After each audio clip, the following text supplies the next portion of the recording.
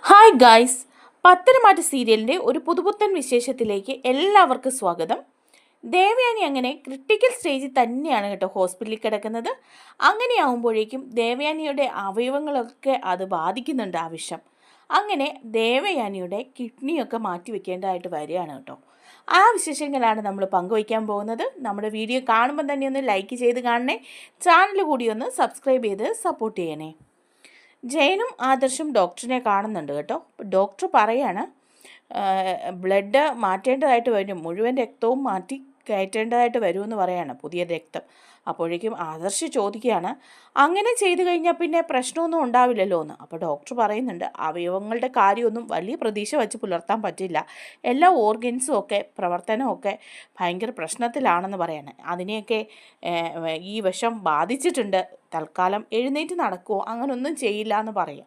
അപ്പോൾ ആദർശ് ചോദിക്കുന്നുണ്ട്, ഈ ബ്ലഡ് എല്ലാം മാറ്റി കഴിഞ്ഞ് കഴിഞ്ഞാൽ പിന്നെ ഓർഗൻസിനൊന്നും പ്രശ്നമൊന്നും ഉണ്ടാവില്ലല്ലോ എന്ന്. അപ്പോൾ ഡോക്ടർ പറയാണ്, എന്നാലും നമുക്ക് ഉറപ്പൊന്നും പറയാൻ പറ്റില്ല, കിഡ്നിയുടെ കാര്യത്തിലൊന്നും പറയാൻ പറ്റില്ല എന്ന് പറയാണ് കേട്ടോ. അങ്ങനെ ദേവയാനിയെ പിറ്റേ ദിവസം തന്നെ ബ്ലഡൊക്കെ ചേഞ്ച് ചെയ്യുകയാണ്. അങ്ങനെ ബ്ലഡൊക്കെ മാറ്റി കൊടുക്കുന്നുണ്ടെങ്കിലും ദേവയാനിയുടെ അവസ്ഥയ്ക്കൊന്നും യാതൊരു മാറ്റവും ഉണ്ടാകുന്നില്ല. ഹോസ്പിറ്റലിൽ തന്നെയാണ് കേട്ടോ. ആദർശും നയനയും ഹോസ്പിറ്റലിൽ തന്നെ ഉണ്ട് താനും. അപ്പോൾ ആദർശ് വീണ്ടും ഡോക്ടറിനെ പോയി കാണുകയാണ്. അപ്പോൾ ഡോക്ടർ ചോദിക്കുന്നുണ്ട്, എന്താ എന്ന് ചോദിക്കുമ്പം ആദർശ് ചോദിക്കുകയാണ്, അമ്മയുടെ അവസ്ഥയ്ക്ക് എന്തെങ്കിലും മാറ്റം ഉണ്ടോ എന്ന് ചോദിക്കുകയാണ്. അപ്പം ഉടനെ ഡോക്ടർ പറയാണ്, എന്ത് മാറ്റം, അതുപോലുള്ള ഒരു വിഷമാണ് ചെന്നിരിക്കുന്നത്. ബ്ലഡ് മാറ്റിയത് കൊണ്ട് ഇപ്പം ജീവൻ നിലനിർത്താൻ നമുക്ക് സാധിച്ചിട്ടുണ്ട്, പക്ഷേ എല്ലാ ഓർഗൻസിൻ്റെയും പ്രവർത്തനമൊന്നും ഇപ്പോഴും ശരിയായിട്ടില്ല എന്ന് പറയാണ് കേട്ടോ. എന്താണ് നിങ്ങളുടെ അമ്മയ്ക്ക് സംഭവിച്ചതെന്നറിയാൻ നിങ്ങളൊരു കേസ് കൊടുക്കുമെന്ന് പറയാണ്.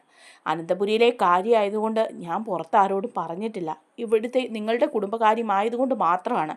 ഇല്ലെങ്കിൽ ഞങ്ങൾ ഇവിടുന്ന് ഹോസ്പിറ്റലിൽ നിന്ന് തന്നെ ഇത് കേസൊക്കെ ആയി പോകേണ്ട കേസാണെന്ന് പറയുന്നത്. അതുപോലൊരു മാരക വിഷമാണ് അമ്മയുടെ ഉള്ളിൽ ചെന്നിരിക്കുന്നതെന്ന് നിങ്ങൾക്ക് അറിയുമെന്ന് ചോദിക്കുക. അപ്പോൾ ആദർശ് പറയുന്നുണ്ട്, ഇതെങ്ങനെ സംഭവിച്ചെന്ന് അറിയില്ല, അമ്മ സ്വയം ചെയ്തതാകാൻ യാതൊരു വഴിയില്ല എന്ന് പറയും. അപ്പോൾ ഡോക്ടർ പറയാണ്, ബോധം വന്നാൽ നമുക്ക് ദേവയാനിയോട് തന്നെ കാര്യങ്ങളൊക്കെ ചോദിക്കായിരുന്നു എന്നും പറയുന്നുണ്ട്. അപ്പോൾ ആദർശ് പറയുന്നുണ്ട്, തൽക്കാലം ഞാൻ കേസിനൊന്നും പോകുന്നില്ല ഡോക്ടർ, അമ്മയ്ക്ക് ബോധം വരട്ടെ, അമ്മയുടെ അസുഖം മാറട്ടെ, അത് കഴിയുമ്പോൾ നമുക്ക് ആലോചിക്കാം അതിനെക്കുറിച്ച് എന്ന് പറയാണ്. അപ്പോൾ വീണ്ടും ആദർശ് ചോദിക്കുകയാണ്, ഇപ്പോൾ അമ്മയുടെ അവസ്ഥ എങ്ങനെയുണ്ട് ഡോക്ടർ? അപ്പം നയനയും പറയുന്നുണ്ട്, അതെ അമ്മയ്ക്ക് കുറവുണ്ടോ ഡോക്ടർ എന്ന് ചോദിക്കുമ്പം പറയാണ്, ഇല്ല ഇപ്പോഴും ക്രിട്ടിക്കലായി തന്നെ തുടരുകയാണ്, ചില അവയവങ്ങളൊന്നും പ്രവർത്തനം ശരിയായിട്ട് നടക്കുന്നൊന്നുമില്ല, മരുന്നുകളോടൊന്നും ശരിയായ രീതിയിൽ പ്രതികരിക്കുന്നുമില്ല രോഗി, അതുകൊണ്ട് കുറച്ച് കാര്യങ്ങളൂടെയൊക്കെ ചെയ്യേണ്ടി വരും. ഏതായാലും നമുക്ക് വെയിറ്റ് ചെയ്യാം. കിഡ്നിയുടെയൊക്കെ പ്രവർത്തനം 50% നഷ്ടപ്പെട്ടിരിക്കുകയാണ്. അത് എങ്ങനെ ആകുമെന്നറിയില്ല. അങ്ങനെയാണെങ്കിൽ കിഡ്നിയൊക്കെ മാറ്റി വെക്കേണ്ടതായിട്ട് വരും, വേറെ വൃക്കയൊക്കെ നമുക്ക് വയ്ക്കേണ്ടതായിട്ട് വരും. അനന്തപുരിക്കാർക്ക് പണത്തിനൊന്നും കുറവില്ലല്ലോ. അപ്പം പിന്നെ അങ്ങനെയുള്ള കാര്യമൊന്നും നമുക്ക് നോക്കണ്ട. എന്തായാലും എത്രയും നല്ല ചികിത്സ നമ്മൾ ഇവിടെ തന്നെ ദേവയാനിക്ക് കൊടുക്കും എന്ന് പറയാണ് കേട്ടോ. അപ്പോൾ ആകപ്പാടെ ആദർശനും നയനിക്കും ഒക്കെ വിഷമാവാണ്. അപ്പം നയന ചോദിക്കുകയാണ്, വൃക്കയൊക്കെ മാറ്റി വെക്കേണ്ടി വരുമോ ഡോക്ടർ? അതൊക്കെ ഒരു സീരിയസ് കണ്ടീഷൻ അല്ലേ? അപ്പോൾ ഡോക്ടർ പറയുന്നത്, അതെ സീരിയസ് കണ്ടീഷനാണ്. ഈ പേഷ്യൻറ്റിൻ്റെ കിഡ്നിക്കും അതുപോലെ ലിവറിനും ഒക്കെ നന്നായിട്ട് ഈ വിഷം ബാധിച്ചിട്ടുണ്ട്. അതുകൊണ്ട് കിഡ്നിയുടെ പ്രവർത്തനം ഇത്രയധികം നഷ്ടപ്പെട്ടത്, അത് മാറ്റിവെക്കേണ്ടതായിട്ട് തന്നെ വരാൻ സാധ്യതയുണ്ടെന്ന് പറയണം.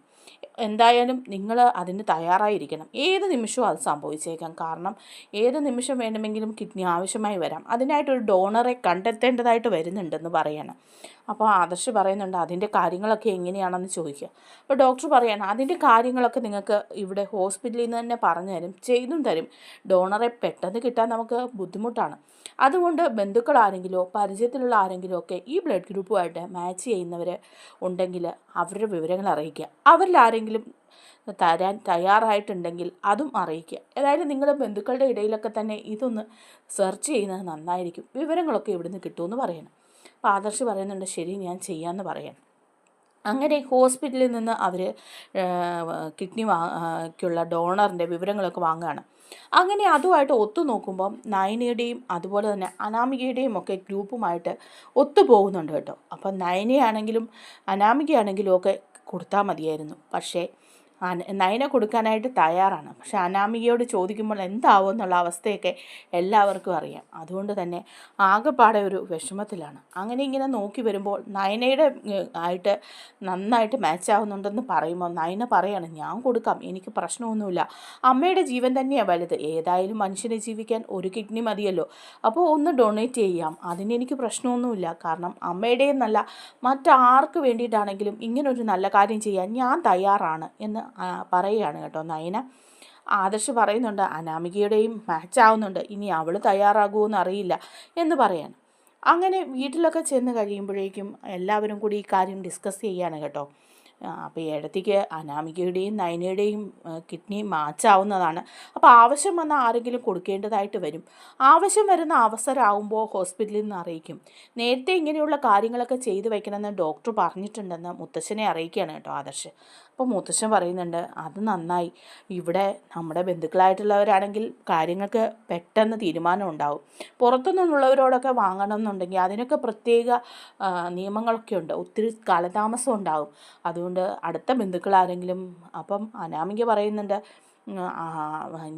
എനിക്കതൊന്നും പറ്റില്ല, എൻ്റെ ആരോഗ്യസ്ഥിതി വെച്ച് എനിക്കങ്ങനെ കൊടുക്കാനൊന്നും പറ്റുമെന്ന് തോന്നുന്നില്ല എന്ന് പറയണം. അപ്പം മുത്തശ്ശൻ പറയുന്നുണ്ട്, അതെന്താ അനാമികയ്ക്ക് പറ്റാത്തത്, അനാമികയും നയനയും ഒരുപോലെ തന്നെയല്ലേ എന്ന് ചോദിക്കാൻ. അപ്പോൾ അവൾ കൊടുക്കട്ടെ, അവിടെ അമ്മായിയമ്മയല്ലേ, അവൾ കൊടുക്കട്ടെ എന്ന് പറയണം. അപ്പോൾ അനാമികയോട് പറയുന്നുണ്ട് കേട്ടോ, നീ എന്തായാലും കൊടുക്കണം എന്ന് പറയണം. അപ്പം നയന പറയുന്നുണ്ട്, ഞാൻ കൊടുക്കാനായിട്ട് തയ്യാറാണെന്ന് പറയുക. പക്ഷേ അനാമികയുടെ ചോദിക്കുമ്പോൾ അനാമിക അതിനോട്ട് തയ്യാറാവുന്നുമില്ല. അനാമികയും രേവതിയും പറയാണ്, ഒരിക്കലും അതൊന്നും നടക്കില്ല, അങ്ങനെ അവയവങ്ങളൊന്നും കൈമാറ്റം ചെയ്തിട്ടുള്ള ജീവിതമൊന്നും വേണ്ട, എൻ്റെ കുഞ്ഞ് ജീവിതം തുടങ്ങിയിട്ടേ ഉള്ളൂ, അവളുടെ കിഡ്നിയൊക്കെ എടുത്തിട്ട് പോയിട്ട് കൊടുത്തിട്ട് അങ്ങനെയൊന്നും ദേവയാനി രക്ഷപ്പെടണ്ട, വേറെ എവിടെ നിന്നൊക്കെ കിട്ടും, ഇല്ലെങ്കിൽ നയനയുടെ മാച്ച് ആവുന്നുണ്ടെങ്കിൽ നയനയോട് വാങ്ങും, അവരുടെ സ്വന്തം മരുമകളല്ലേ, നയനയുടെ കിഡ്നി എടുത്താൽ മതി എന്നൊക്കെ പറയാണ്. അങ്ങനെ അനന്തപുരിയിൽ ഒരു ബഹളമൊക്കെ ഇക്കാര്യത്തിൽ സംഭവിക്കുകയാണ് കേട്ടോ. അപ്പോഴെല്ലാവരും പറയുന്നുണ്ട് അതേ സംഭവിക്കുള്ളൂ, എന്തായാലും അനാമികയോട് എത്ര ചോദിച്ചാലും അവർ സമ്മതിക്കില്ല, നയന തന്നെയേ സമ്മതിക്കുള്ളൂ എന്ന് പറയാണ്. അപ്പം നയന തയ്യാറാവുന്നുണ്ട്. നയന പറയുന്നുണ്ട് മുത്തശ്ശനോട്, മുത്തശ്ശ ഞാനിതിന് തയ്യാറാണ്, ഈ കിഡ്നി കൊടുക്കാനായിട്ട് തയ്യാറാണ്, കിഡ്നി എന്നല്ല എന്തായാലും അമ്മയ്ക്ക് വേണ്ടിയിട്ട് ചെയ്യാൻ ഞാൻ തയ്യാറാണ്, മറ്റാരോടും ചോദിച്ച് അവരെ ഒന്നും ബുദ്ധിമുട്ടിക്കേണ്ടെന്ന് പറയണം. അപ്പോൾ ഉടനെ മുത്തശ്ശിയും പറയുന്നുണ്ട്, ദേവയാനി എത്രമാത്രം ഉപദ്രവിച്ചതാണ് നയനെ, പക്ഷേ അവളുടെ മനസ്സ് കണ്ടില്ലേ, ഇപ്പോഴും നല്ല മനസ്സാണ് അവൾക്ക്, ദേവയാനിക്ക് വേണ്ടിയിട്ട് എന്ത് ചെയ്യാനും തയ്യാറായിട്ട് നയനയുണ്ട്, അതാണ് സ്നേഹം എന്നൊക്കെ മുത്തശ്ശി പറയണം. അപ്പം ജലജയാണ്, ദൈവമേ എൻ്റെ മാച്ചാവാതിരുന്നത് നന്നായി, ഇല്ലെങ്കിൽ ഇപ്പം എന്നോട് ചോദിച്ചുകൊണ്ട് വന്നേനെ, ഇല്ലെന്ന് പറഞ്ഞു കഴിഞ്ഞാൽ അതും പ്രശ്നമായേനെ, എന്തായാലും രക്ഷപ്പെട്ടു എന്നിങ്ങനെ പറയാണ് കേട്ടോ.